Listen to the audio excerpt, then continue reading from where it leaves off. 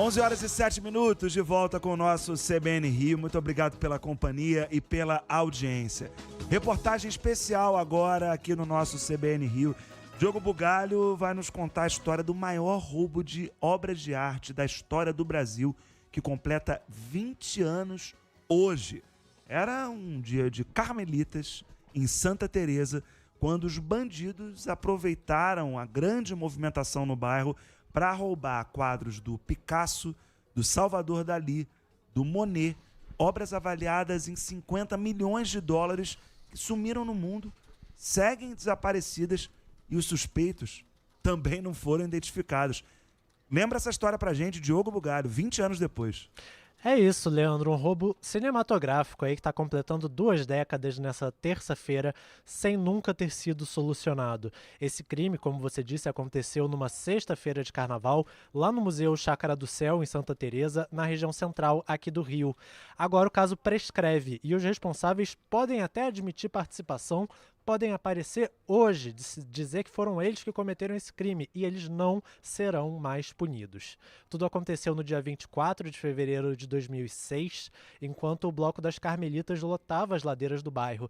4 homens armados invadiram o museu, renderam os seguranças e visitantes e levaram 4 das pinturas mais valiosas que já passaram pelo Brasil. A Dança de Picasso, o Jardim de Luxemburgo de Matisse, 2 balcões de Salvador Dalí e Marinha de Monet, além de um livro com gravuras de Picasso. Com as ruas cheias de foliões, a polícia demorou bastante a chegar. Essas obras foram avaliadas na época em cerca de 50 milhões de dólares, o equivalente hoje a mais de 260 milhões de reais. E isso faz desse o maior roubo de arte na história do Brasil e um dos 10 maiores do mundo, segundo o FBI, a polícia lá dos Estados Unidos. Essas peças faziam parte da coleção Castro Maia, que é uma coleção aí adquirida por um grande empresário do início do século XX, que foi incorporada ao patrimônio da União nos anos 80. 2 dos quadros, inclusive, já haviam sido roubados e recuperados em 1989, então em 2006 foram roubados pela segunda vez. Para a presidente da Associação Brasileira de Críticos de Arte, Alessandra Simões, esse roubo representa uma grande perda para a cultura não só do Brasil, mas do mundo inteiro.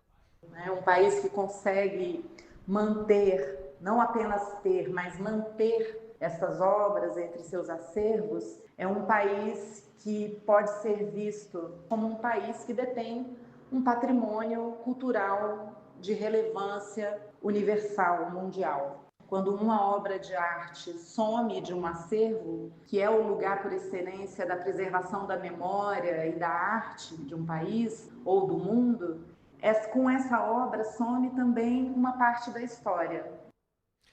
Leandro, são nomes, né? Picasso, Matisse, Salvador Dalí, que até quem não conhece muito de arte com certeza já ouviu falar, né? São alguns dos maiores nomes das artes plásticas.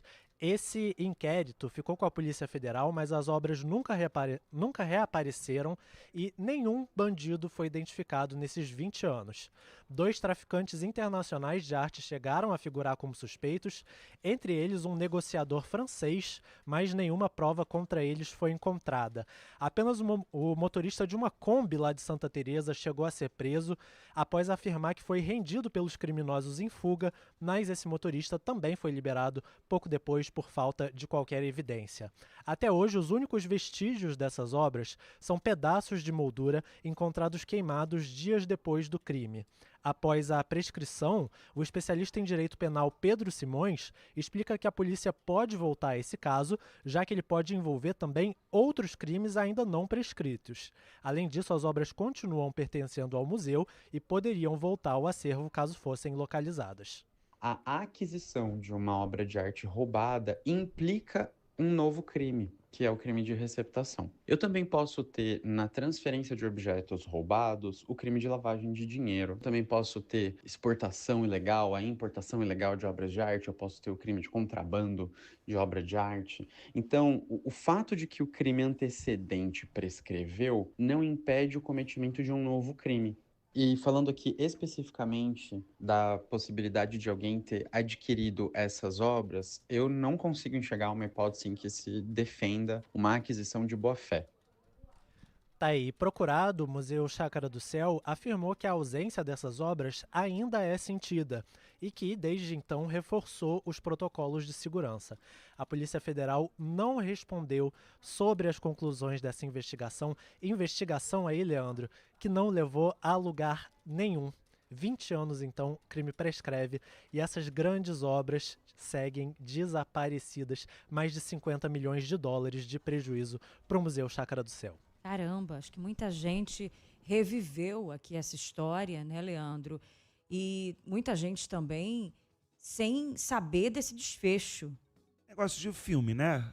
É um enredo de filme, essa história do museu lá, do Museu Chácara do Céu, dessas obras roubadas. Diogo, obrigado pela reportagem. E eu lembro que quando o crime fez 10 anos, uma das grandes jornalistas desse país, a Cristina Tardáguila, ela lançou um livro em que ela investigou a investigação, né, para saber por que nunca havia dado nenhum resultado. E o título do livro é emblemático, para que se entenda o porquê de nunca ter dado resultado esse roubo. A arte do descaso. Simplesmente não houve interesse das instituições brasileiras em investigar esse crime. E aí, coisas simples. Por exemplo, os visitantes que foram mantidos reféns ali no dia do roubo, eles nem foram interrogados. Tipo, o que vocês viram? O que vocês não viram? Nem foram interrogados. Então, as instituições brasileiras contribuíram para isso, para que esse roubo de arte jamais fosse esclarecido. E nem dá para dizer que o Brasil não sofre com roubos de arte, né? Que a gente vê nos filmes que se passam na Europa e tudo mais. Recentemente tivemos em São Paulo, né, um roubo de arte também importante. E importante também que se adequem os protocolos de segurança dos museus para que a gente não tenha de novo crimes como esse.